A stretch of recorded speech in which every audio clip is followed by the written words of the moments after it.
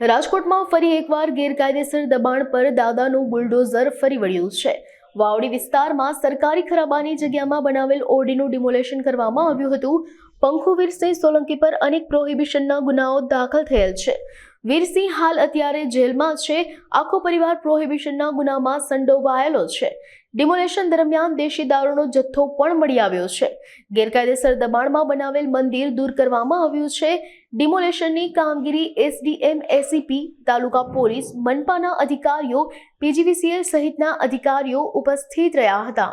આજે અહીંયા વાવડીથી આગળ વાવડી પોલીસ ચોકીથી આગળ જે સરકારી ખરાબાની જગ્યા છે ત્યાં દેશી દારૂ વેચતા ઈસમો વિરુદ્ધ જે જમીન સરકારી જમીન પચાવી પાડવામાં આવેલ તે સરકારી તંત્ર, એસડીએમ, મામલતદાર, રેવન્યુ તેમજ પોલીસ દ્વારા તેને બનાવેલ ઘર, કાચા મકાનો તેમજ મંદિર, ધાર્મિક સ્થળ વગેરે હાલ તોડવાની કાર્યવાહી ચાલુ છે। હાલ જે દબાણ દૂર કરતા હતા તે દરમિયાન એક દેશી દારૂનો પોટલીઓ જેવો મળેલો કોથળી તેનો પણ અલગથી કેસ કરવામાં આવશે।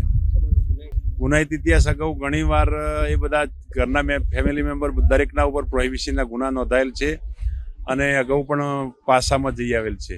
રાજકોટમાં વાવડી ગામમાં આવેલ ગેરકાયદેસર દબાણ પર ફરી એક વખત દાદાનું બુલડોઝર ફર્યું છે। પંખુ વીરસિંહ સોલંકી છે તેના ઘર પર દાદાનું બુલડોઝર ફર્યું છે। તે અનેક ગુનામાં સંડોવાયેલો છે અને આખું પરિવાર છે તે પ્રોહિબિશનના ગુનામાં છે તે સંડોવાયેલો છે અને જે પંખુનો ઘરવાળો છે તે હાલ અત્યારે જેલમાં છે અને પંખુ પણ અનેક પ્રોહિબિશનના ગુનાઓમાં સંડોવાયેલો છે। હાલ અત્યારે ડિમોલેશન કરવામાં આવી રહ્યું છે।